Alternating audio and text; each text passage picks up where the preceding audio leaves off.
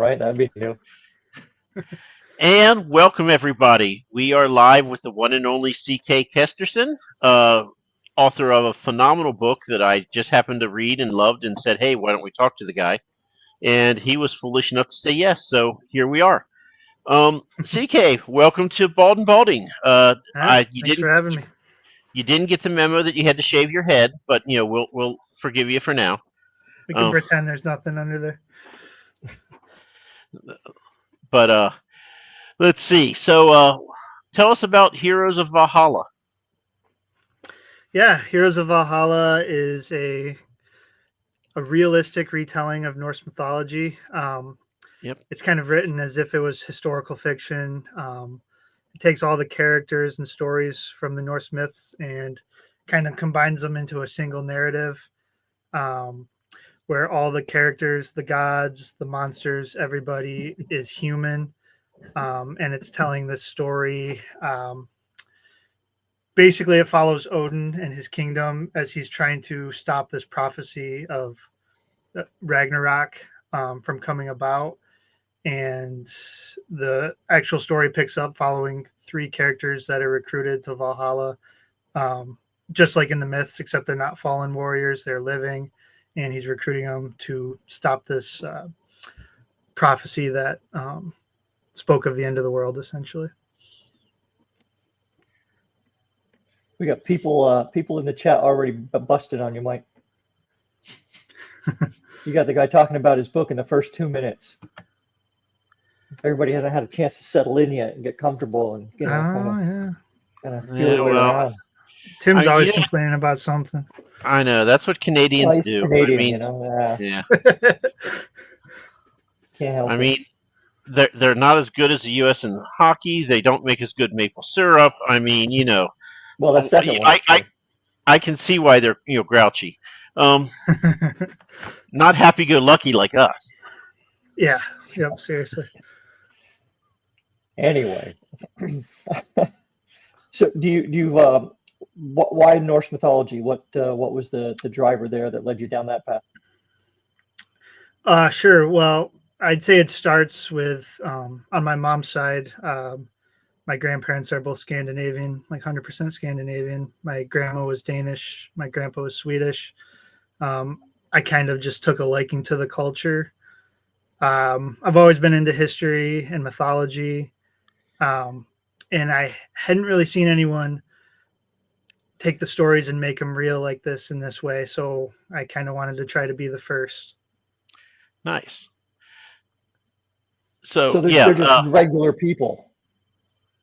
Regular people. I mean, they're, the gods, I write them and present them as, larger than life, but they're mortals. They're just going through life like everybody else. Yeah, just regular people. How did you solve that discrepancy? Because obviously, if he's trying to stop Ragnarok, you would think that you would need the power of being a god to do that kind of thing. Yeah. So, right from the beginning of the prologue, I set it up as kind of a gritty, like Dark Age historical fiction type story. You see Odin, you see Tyr, you see people like that as mortals fighting. So already I'm setting the stage for that. And then throughout it, I'm kind of just trying to sprinkle in the world building, where it's just setting up this fact that like Odin's was a normal human who established his own kingdom and fought in these wars. And then the prophecy is him. He's going to these seers to figure out his destiny. And that's when you get the prophecy of Ragnarok. So the way it's set up is the world is essentially, it's like a mirror of the North. It's like Scandinavia, but it's like a post-imperial Scandinavia. So like, say like the Roman Empire was there before and then they had abandoned it. And now what's left are these people kind of left in darkness. So they had their former gods, their old gods from that native land, and they've kind of disappeared. They don't hear from them anymore. And so that's kind of the setup. So those gods are like the ones you see, you don't really hear about them in Norse mythology much, but it's like the more elemental type stuff, like like the sun and the sky and the, different things like that. And there are names for all those things. So I just classified those as like these old gods that, it's up to the reader to determine, did they or did they not ever exist? Is it just something that people in this region worshipped at one point in time? But now there's this kind of void, and Odin is this character who both kind of believes in them and also strongly believes in himself and carving out his own fate. And so he hears this prophecy and he's kind of like, nope, I'm going to do everything I can to make that not happen. You have how many books in your series? So right now I have 2 books and a short story. In the next year, I'm hoping to do a novella and hopefully book 3 in the series. And will that be it for the series, or is there more planned? All I have planned besides that is maybe another novella in the future after that. Okay. You don't have a kind of an idea floating around the back of your head for the next big project after this? Oh, I got tons of projects, just no time to do them. Right. Yeah, so the one I'm currently working on right now, haven't really mentioned it much, a little bit on X, but I'm writing a children's chapter book, almost a middle grade kind of book. And it's based on some stories and kind of lessons that I like tell my sons. So it's a medieval fantasy, and it follows like them learning these knightly virtues, bravery, toughness, and strength. And yeah, so that's what I'm working on now, getting some artwork commissioned for that.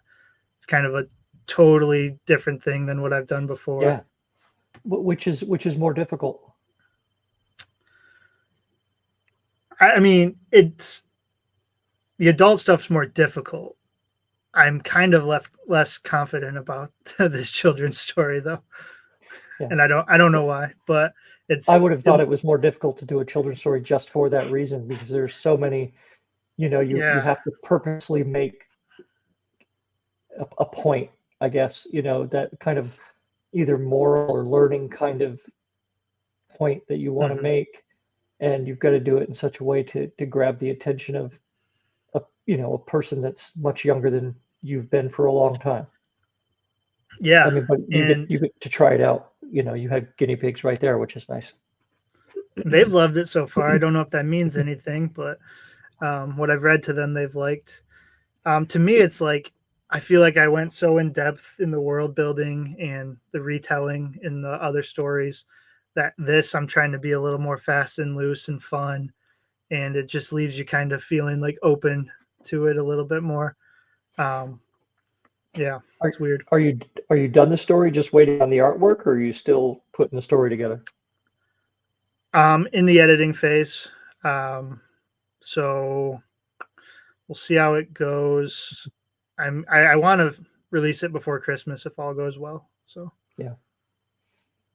Do you have any kind of artwork for it yet that you can show us?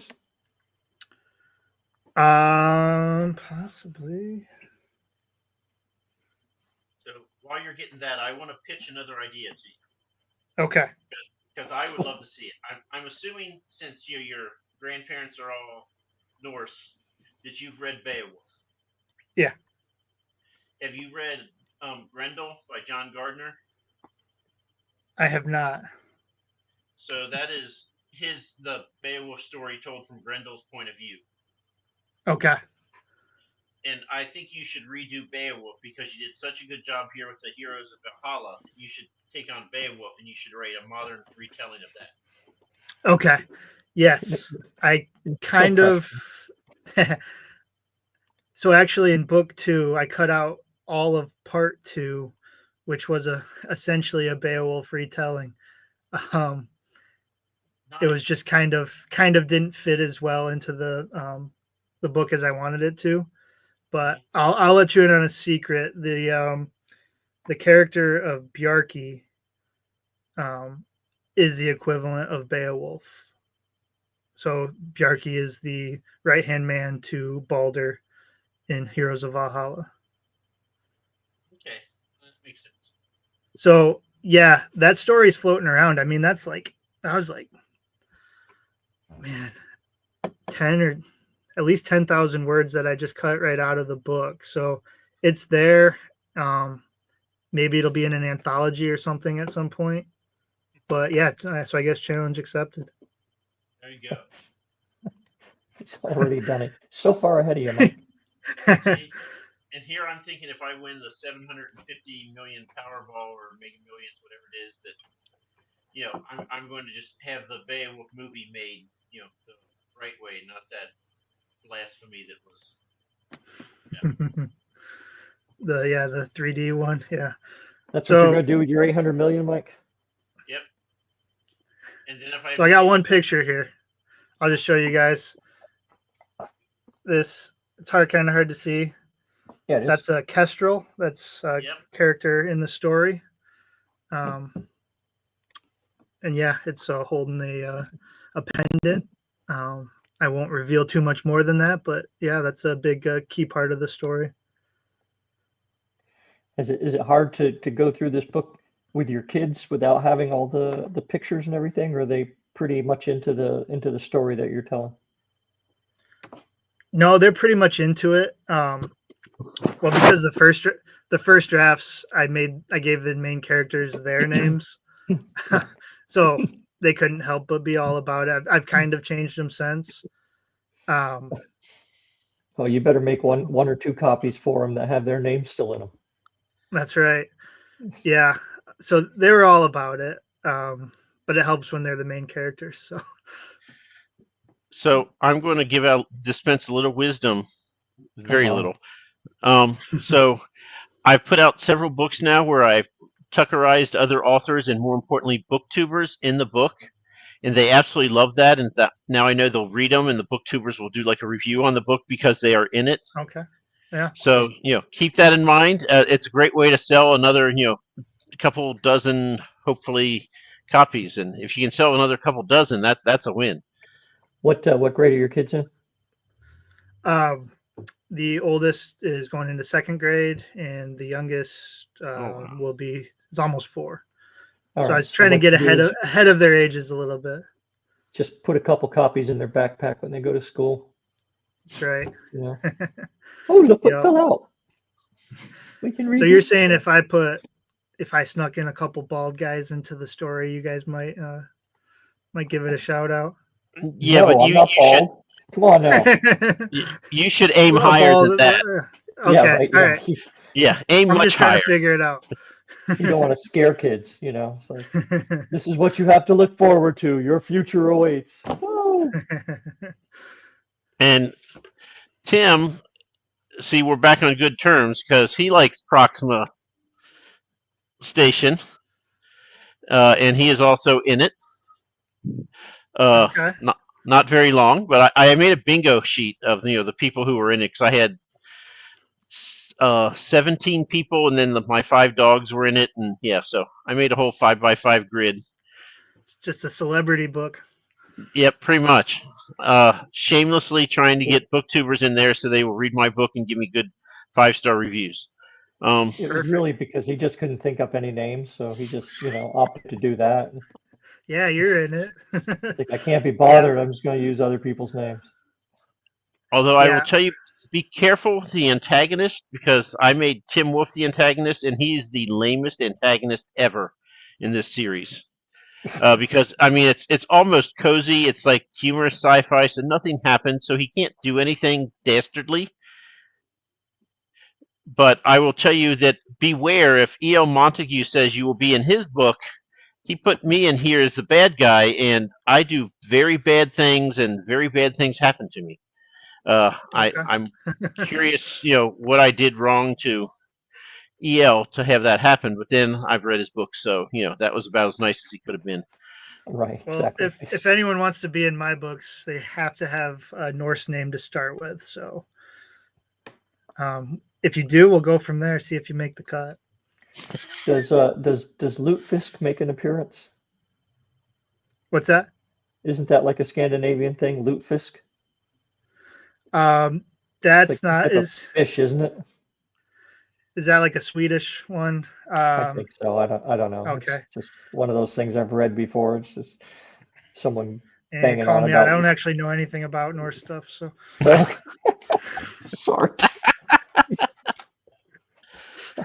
I thought, never mind. So, what do you do during the day to get you through? Like for work? Yeah. Yeah. So I work in agriculture, do like feed, seed, agricultural sales, that type stuff. So you Oh, get so- do you get a slow period during the winter then? Yeah, I mean, it slows down. Yeah. I mean, I still work the same amount of hours. So, Yeah. I mean, I work 50 plus hours a week. So Oh, it's tough either way. Yeah.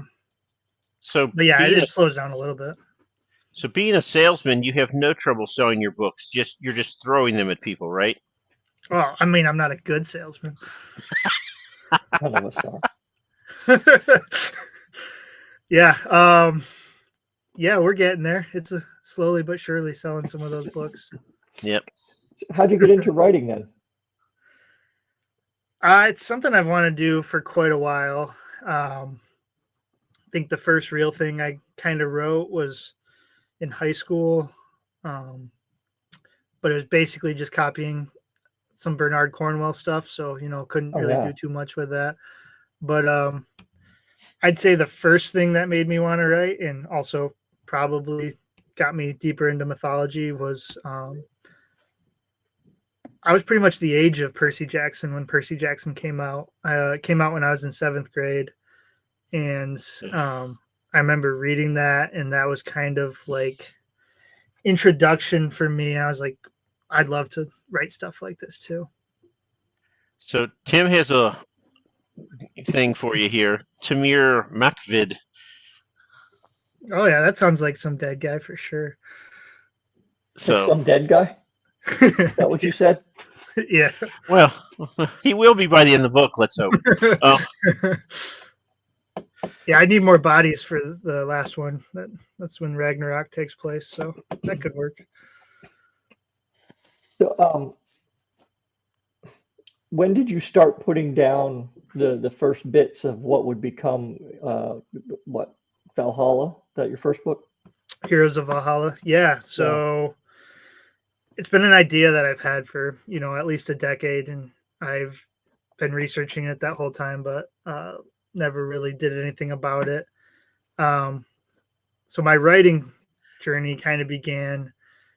I turned 29, and basically I said, I'm going to do something before I turn 30. And so I spent that whole year painfully writing the first draft of Heroes of Valhalla.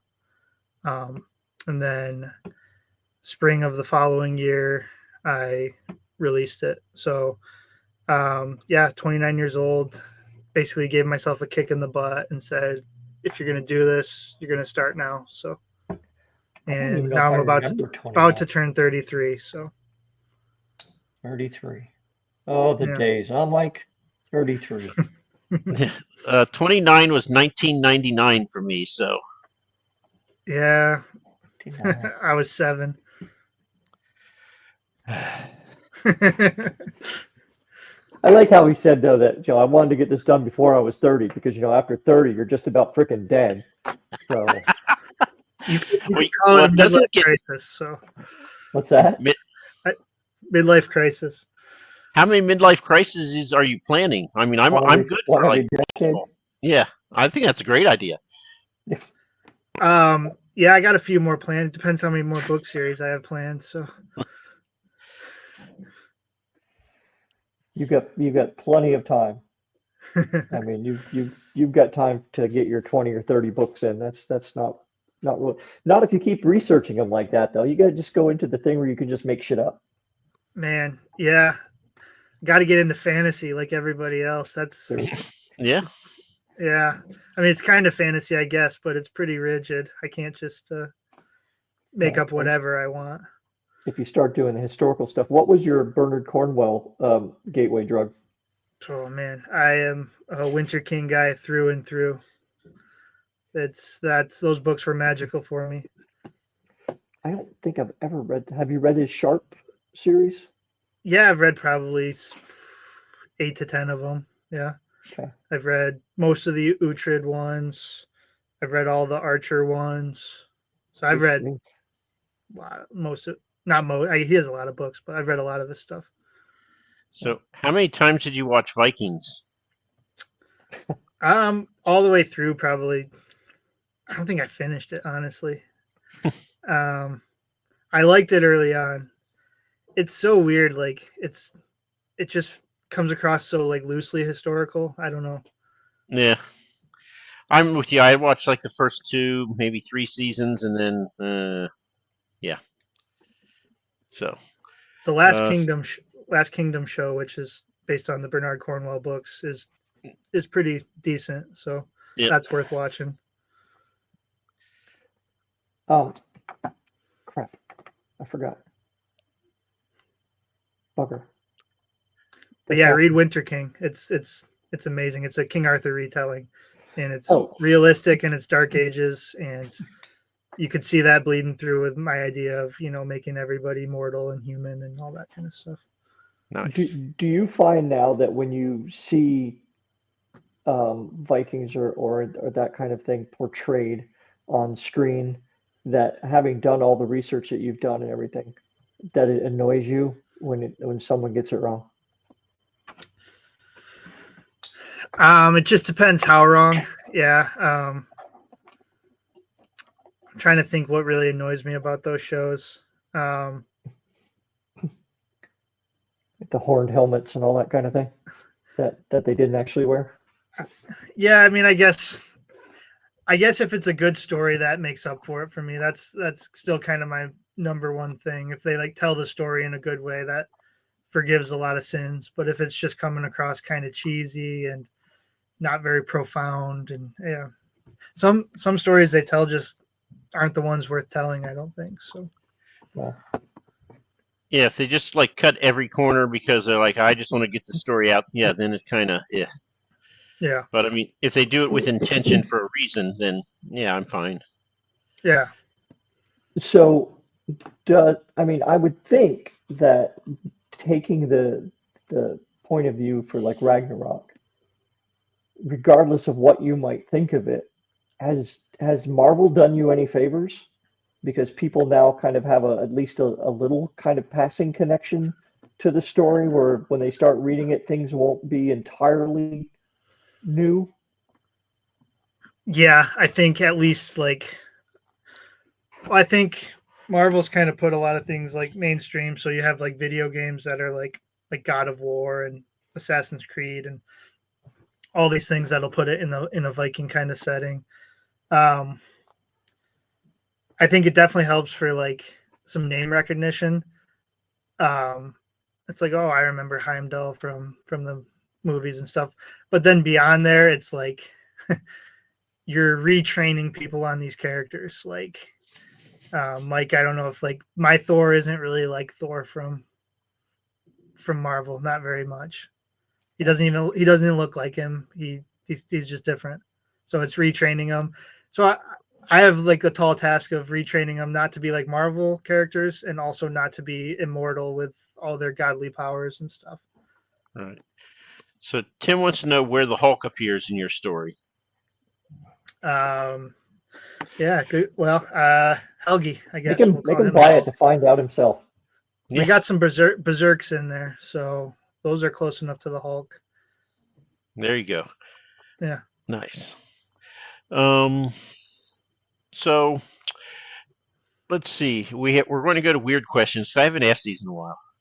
Yeah, we haven't. So, which of your main characters would you like to focus on for this question? Do I know anything about the question first? Or? No. There's no fun in telling you that. Let's do Starcad. He's the most interesting man. Okay, so I want you to picture this. You and Starcad enter a Walmart together. Okay. You go to get the basket, and when you turn around, Starcad is gone. Where has he gone, and what is he doing? Oh man, I mean, he's probably drinking at some kind of tavern or brothel or something like that, especially if it's early No, start. within the Walmart. Within Within Walmart. Walmart. Oh, then Yeah. probably in the liquor section, I guess. So no guns or bow and arrow. He's going straight for alcohol. Yeah, he might even he might surprise you and go to the book section too. Wow, Oh, nice. He might surprise you. And then he'll pick up a Sarah J. Maas book, and then he'll go drink heavily. Yeah. Yep. Okay. Try to pick up some women along the way, probably. Yeah. Do you guys have, either of you, in your grocery stores? Do you have like our Kroger in Blacksburg? They have like a little kind of bar area. Like it's a wine bar, but I mean you can get whatever, and you see people sitting in there all the time. It's like freaking Cheers in there. We have a Do you have- Starbucks, but no alcohol, I don't think. Really? So we have a Kroger that does that, and the people at work go and they call it the Crowbar. Yeah. That's a good name. I had never seen that before in a grocery store. It's fantastic. I think people in my town would probably it'd go bad quick, probably. Well, yeah, you're in Michigan, so yeah. I mean, I've heard about the the density of alcohol establishments in your state, and that how it rivals Wisconsin. Okay. Yeah, I mean, I'm more rural, but the city I'm from, yeah, it probably wouldn't go well. College town? No, it's just I don't know. It's not much going on there. I don't know. It's there's crime, there's all kinds of stuff that whatever you want to. Yeah. You should have them check that out. I mean, you think about all the people when a spouse says, "Hey, go to the store," the other spouse says, "I'll go take care of that." That might be 30 minutes. It's only 2 minutes away. I got it. Don't worry. Yeah, I'd probably go grocery shopping more. All right, Mike, what else you got? Mike is the keeper of the dumb questions. Okay. Thank you for that.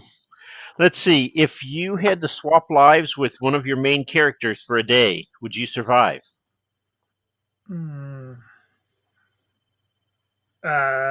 Depends what time of the year it was. In the winter, probably.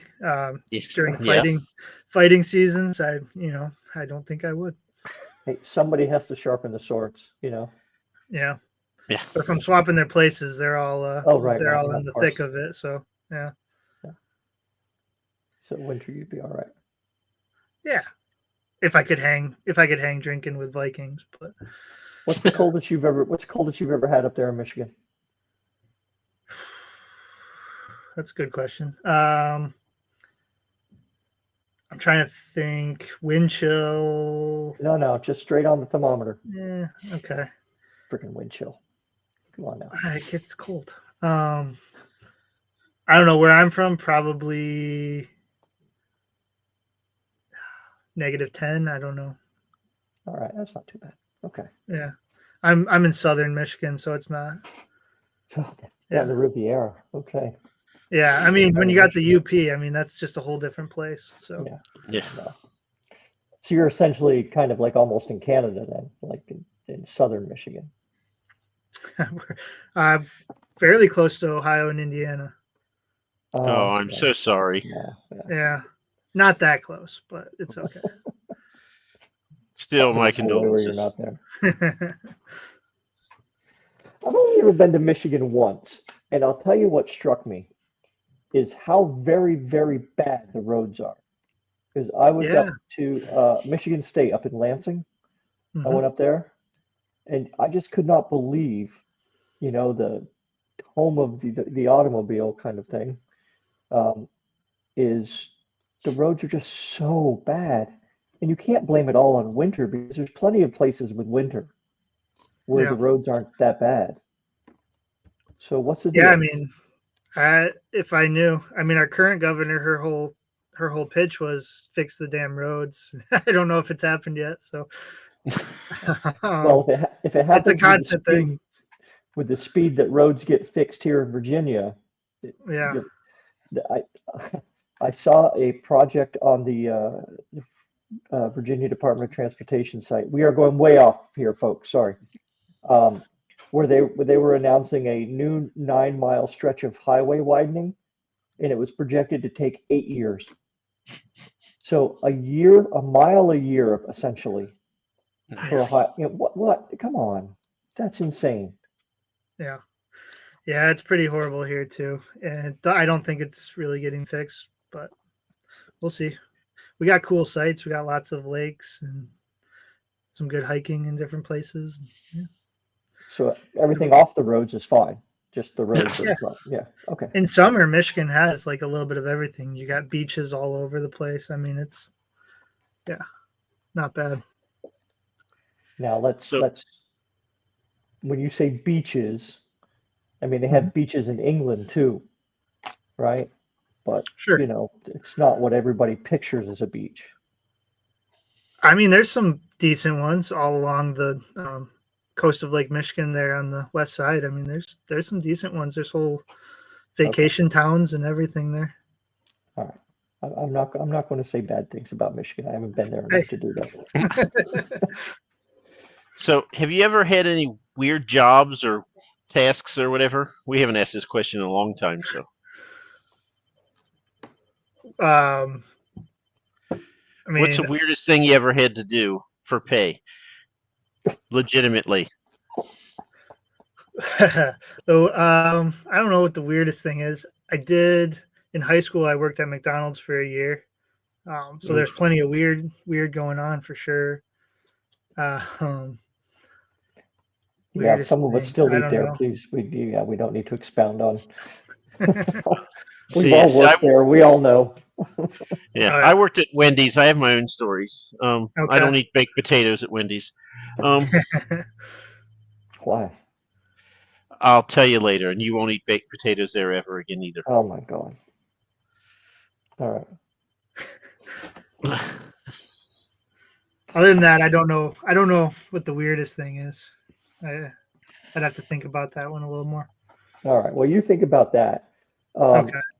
So, doing all the research for these books, do you sit there and do you have it all mapped out, or do you just kind of have the research in your head and you just pull ahead with the story?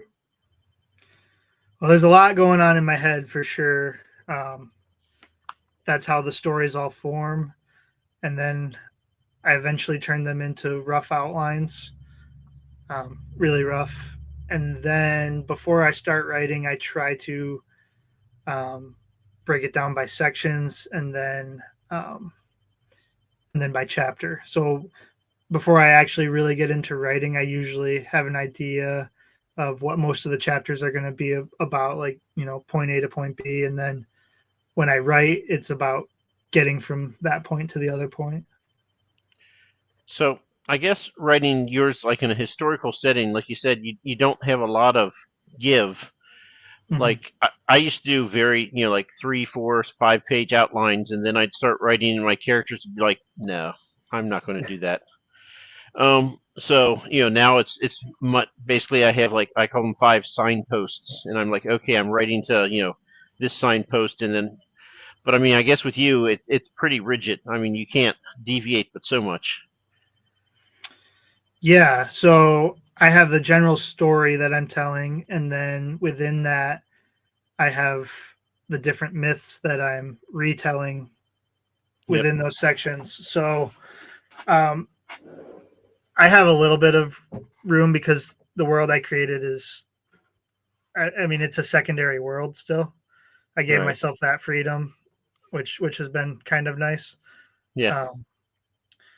But yeah, I mean, that I can't deviate too far, but I do still give myself room to let the story tell itself a little bit. So, Yep. Yeah. Do you find as you're fleshing out these characters that you're making your own kind of additions to them? I mean, especially as they're not gods, they're straight humans. They would seem to need a little bit more than they're given in the in the myth. Yeah. and it varies from person to person. But even the myths I retell, I mean, I could surprise you, and the events of it could be different than what you would think, or um, the character might not be the one responsible for some of the things that you might think he might be. Um, so yeah, I mean, it's yeah, I mean, it could go either way on that. So yeah. Without trying to put you on the spot, do you have an example of like a Norse myth that we may have heard of, and what you've done to it to humanize it? Yeah, so the one I was thinking of, I was trying not to spoil. That's why I was kind of vague with it. But um, the early in book one, we see Sigurd kind of on his first quest, and he's sent to retrieve something from a pillager, Viking, whatever you want to call him, named Fafnir, who in the myths is a dragon who's sitting on a hoard of treasures. In this, he's just a Viking captain, a pirate captain, essentially. And so the myth plays out in a very realistic way with none of like the magical aspects of it. That one follows fairly close still, as far as I don't like do something that's not necessarily in the myth. But it is completely humanized. And I guess right after that, I mean, I do some different things with some of the side characters. Fafnir has a couple brothers, and I kind of changed the order and relationship of some of them and stuff.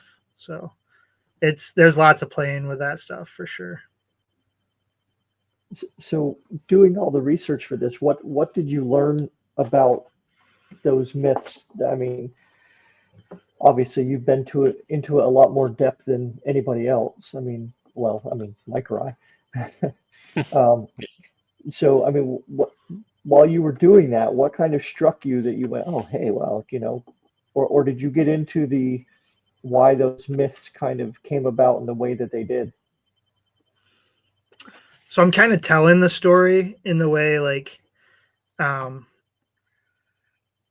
it could almost be like for the people of that world, like a few generations later, they could look back and be like, and tell those same stories and be like, oh, those guys were gods back then. And then the story evolves over time. So that was one of the things I did. As far as something that struck me, it does strike you how different it is from like something like Greek mythology. Yeah. The Norse mythology really blends into the Viking world in a way that's hard to separate.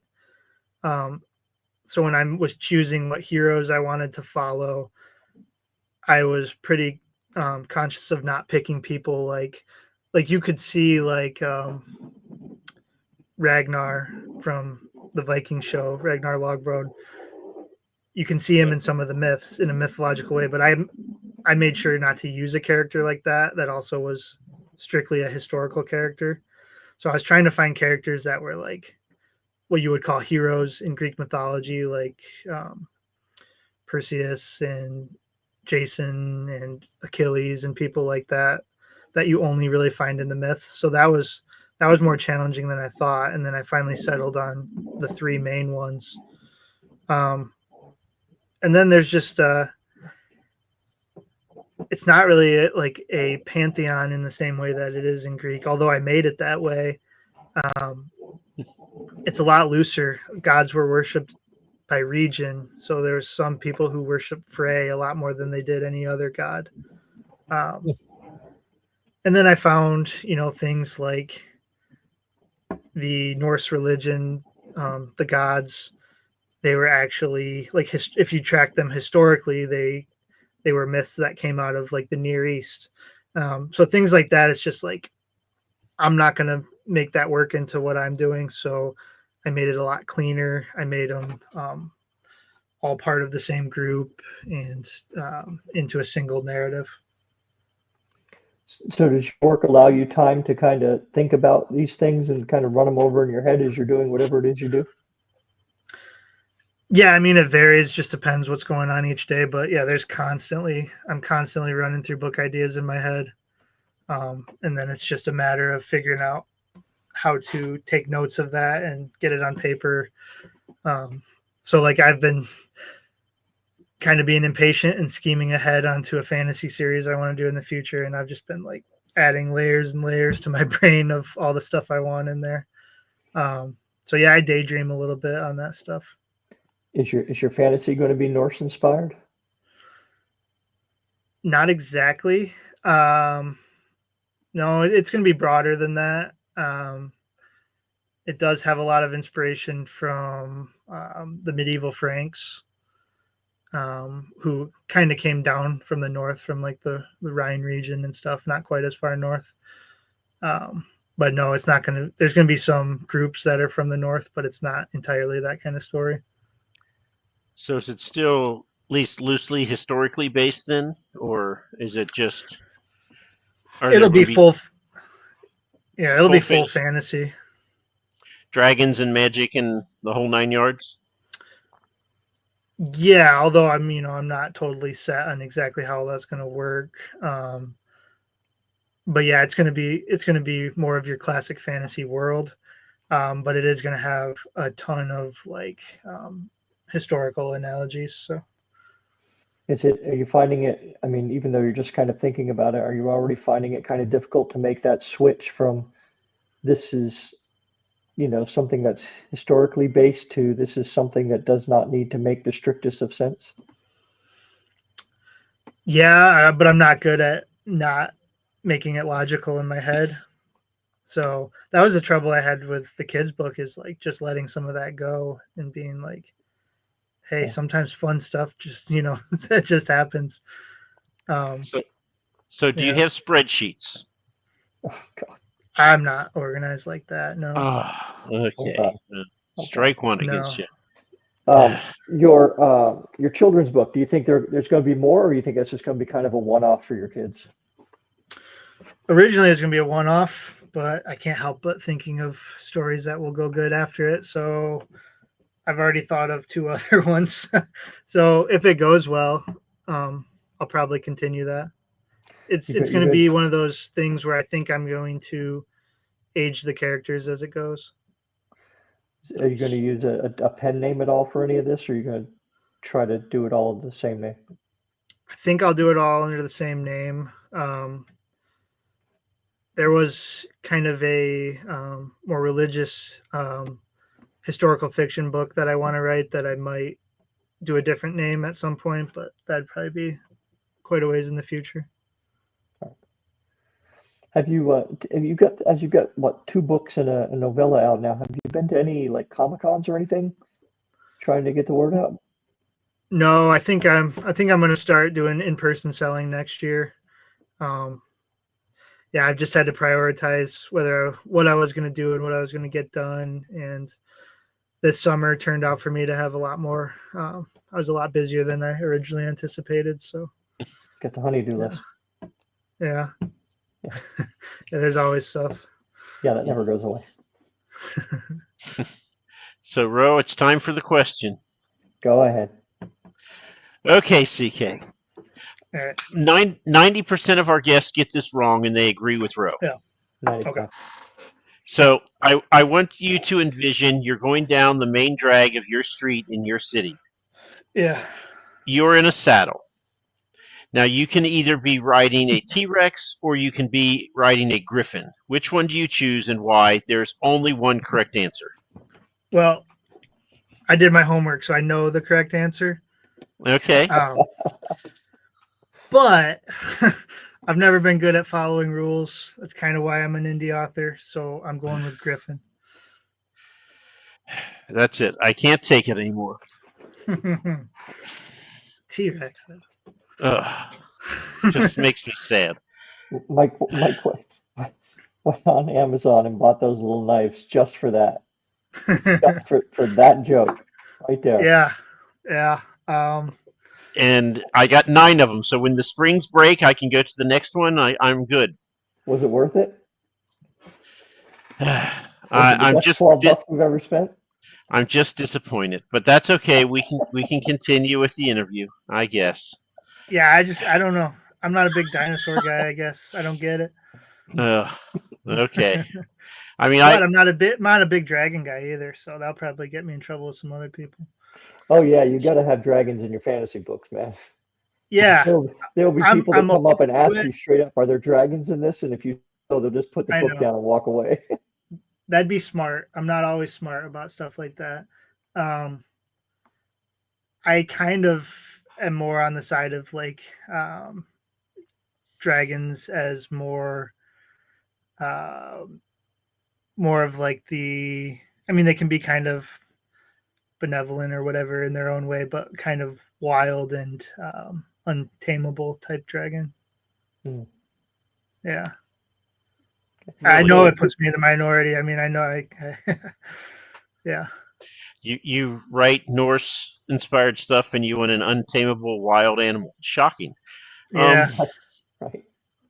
Hey, but I turned all the animals into people. That's got to count for something. That when I saw that you had a Fenrir and he had a wolfish grin, I was like, okay, I like this guy.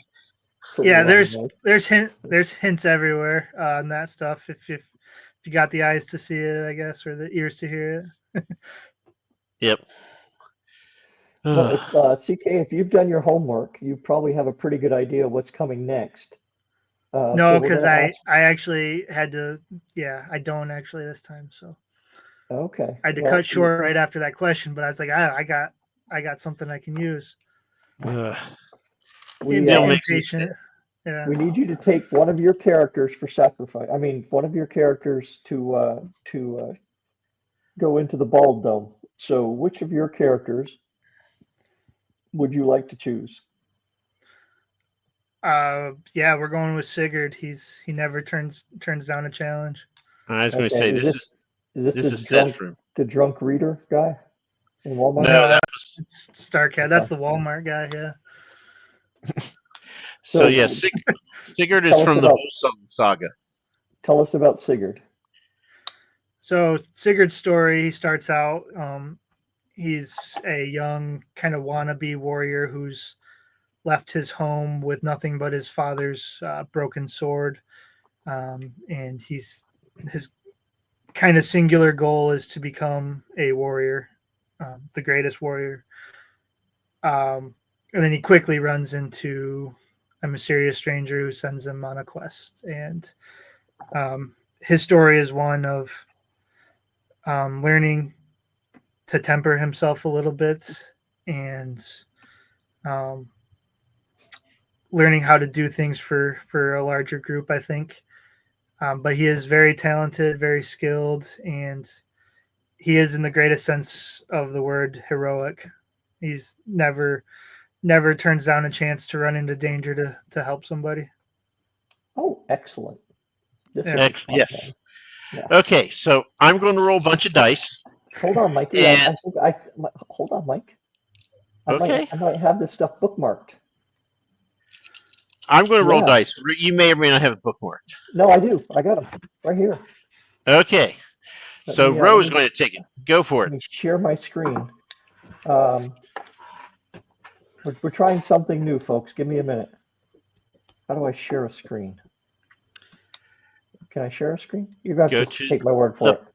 Button that has a screen with a plus below the. Oh, right. There it is. There you go. Share screen. Okay. Select a tab window. Yeah. Okay. So, weapon. You want a weapon? You've shared Baldur's Dream, not your. What? Not the. What am I sharing? Oh. There. Yeah. I'm sorry. Just let me remove these. Cool cover though. They're very cool covers, yeah. All right. What do you see now? There we go. Now you're good. All right. You need a weapon, right? Is that what we're doing here, Mike? So, yeah. Do I roll for the location or are we doing all wheels? Yeah, I don't have a location. Okay, so I'm I going to go roll random objects. and tell you where he has gone. So Sigurd is going to be transported somewhere else outside of anything he's known. He does not take his weapons with him. And I rolled a 20. So I lost he is. Can you hear me? Okay. So Yeah. this is on point for Sigurd. He's been transported to the giant's graveyard. Okay. And sorry, this is ChatGPT generated, so there's lots of additives. One day I'll actually get it down to reasonable, but monolithic bones lay half buried in a desolate valley, forming arches and bridges over the cracked earth. Wind whistles through the hollow skulls, and strange thorny plants have taken root in the rib cages. Deep within the eye sockets of ancient skulls, emeralds and gold coins glimmer faintly, guarded by stone-scaled lizards that move in perfect silence. So, he's in a giant's graveyard. So, Okay. couldn't have been more perfect for your character. Okay. He gets a potion. What is your favorite color, CK? We'll go with green. So he gets a green fizzy potion that the seer tells him is 100% effective, but the seer does not tell him what it actually does. So whether he wants to use it or use it for the adversary, it 100% will work. No idea what it does. So now the choice for him is he can choose a common item and face a common animal, or he can choose a weapon and face a fantasy creature. Which does Sigurd choose? Yeah, he wants the challenge, so a weapon fantasy creature. Yeah. I was going to say he had to choose a weapon. He gets. Dun, dun, dun, dun, dun. Oh, okay. A rapier. Rapier. And you get He's to fast. fight. You get to fight. In the giant's graveyard with your rapier and your green fizzy potion, you come upon a blue dragon. An azure dragon. Nice. Okay. All right. So Sigurd fighting a dragon. Who would have guessed? In a giant's graveyard. We could not have been more on point if we tried.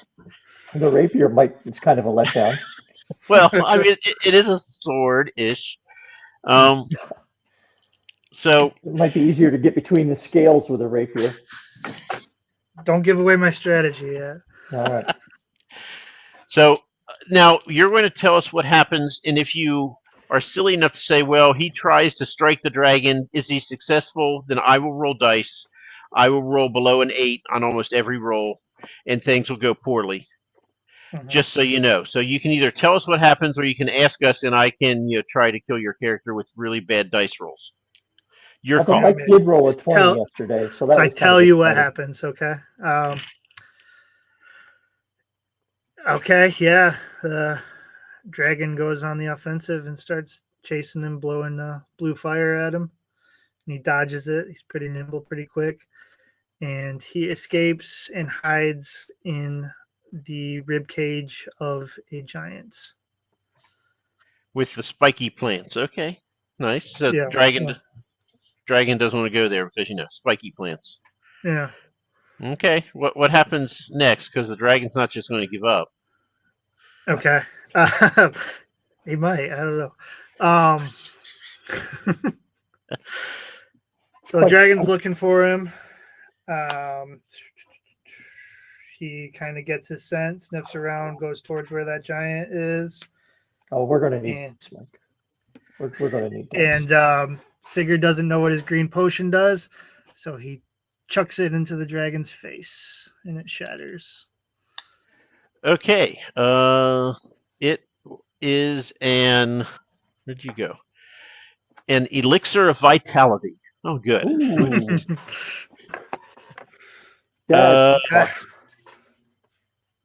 So it is. Come on, work with me here.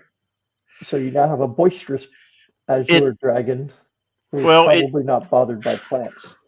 Well, it instantly restores health and increases stamina for an hour, but the dragon hasn't even done anything yet, so really no effect. No effect. Nice. Except for now, the dragon knows that someone just chucked a glass Yeah, bottle at him, yeah. and he's a little irritated. I Yeah. would have gone berserker rage for the dragon, but okay, we'll let you have your no effect. That's fine. So the dragon starts sniffing around looking for him. It did hurt his eyes a little bit. Every now and then right in his eyes. So Ah, okay. Sure, we'll give you that. You're the guest. So Yeah. is this going to be the classic Sigurd versus Fafnir ending? Is this where we're going? Of course. Yeah, you set me up with the perfect terrain. Dragon Yeah. kind of climbing over top of everything looking for him. Sigurd looks up through the rib cage and sees a missing scale on the underbelly, and with his pointy rapier stabs up as far as he can, which is pretty far, and strikes its heart, hopefully. And the dragon And the dies blood and pours falls down on and him, crushes covers him. him. The rib cage will hopefully help him. All right. I mean, this could not have been set up more perfectly, could it? Yeah. Sigurd, Yeah. dragon, sword. Yeah, I was like, I know where this is going. I just needed a way to get under him like that, and that was perfect. And the smartest move you made in that whole thing was opting to tell the story yourself as opposed to letting Mike roll dice. Yes. Okay. Well, Yeah. I guess I'm supposedly a storyteller, so. Yeah, because Mike would have rolled you up, falling into the rib cage of the thing and impaling yourself on something and having to drag your broken leg and et cetera, et cetera. It would have been So- gross. My favorite of all these is when Mike Roberti was here and he was trying to fight a Manicore and they both just kept missing because I couldn't roll above a single digit. That was And pretty after bad. six misses in a row from the two of them, they just decided to sit down and have a tea party Okay. because that was the only way it was ever going to get resolved. So So they talked it out. They became friends. so All right. and those are like honest rolls too. We did not set you up for the Fafnir story. That I just think that's No. kind of cool. Yeah, that's wild. So I have a question for you. Mhm. Netflix comes to you and says, we want you to write an all-new fantasy, not historical at all. You have to come up with the world, the map, everything, magic, and you have 5 months. You don't have to work. We'll pay your salary. Can you come up with a book in 5 months with all that criteria that you'd be happy with? Oh yeah, absolutely. Okay, so it is what? August now. So in February, we'll give you 6 months. We'd like to see that, please. Okay. But we're not going to pay your we're not going to pay your salary, though. Need to see the money up front, unfortunately. Another I gotta wise quit this choice. day job. Another wise choice. All right. So where can people find your books other than your website there, CK? Yeah, so everything's on Amazon, just under C K Kesterson. It's all part of the Acer saga. So Heroes of Valhalla, Shadows of Yggdrasil, and Baldur's Dream are all on there in paperback and ebook. Heroes of Valhalla also has an audiobook on Audible. The short story Baldur's Dream, though, if you want the ebook for free, you can go to my Substack, which has been playing along the bottom here. And when you sign up for my Substack, you're able to get a free download of that. Nice. Yeah. Is it like kind of a prequel or? Yes, it's a prequel short story to Heroes of Valhalla, following some of the gods as youngsters. It can go either way, but I think it works better if you read it after Heroes of Valhalla, though. Okay. But if you just want to check out what I'm all about, then yeah, it's not going to hurt to read it first. Great. All righty. And your next book is coming out when? Hoping sometime this fall or early winter.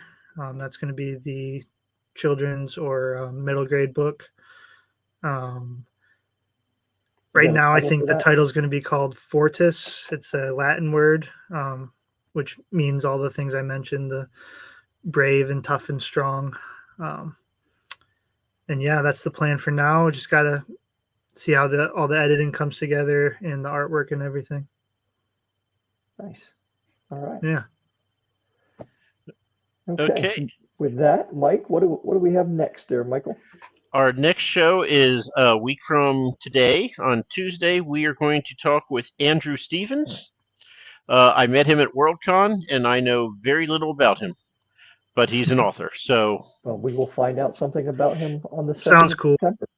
so yeah, 5 minutes before the show starts, we'll start asking him about, hey, do you have a book, right? Learn all yeah. about him. So yeah, Andrew Stevens next Tuesday. And if you're in the U.S., you get Labor Day off Monday, so nice 3-day weekend. I hope everybody enjoys it. Yeah, that's about all we got. Okay. Everybody who's hanging out with us tonight, thank you very much. And to CK, thank you for joining us from Michigan. Yeah. And enjoy the last of summer. Yeah, it's ending quick. Thanks for having me on. It's been fun. All right. All righty. Mike, take us home. Time to wave awkwardly as we wait for the stream to end.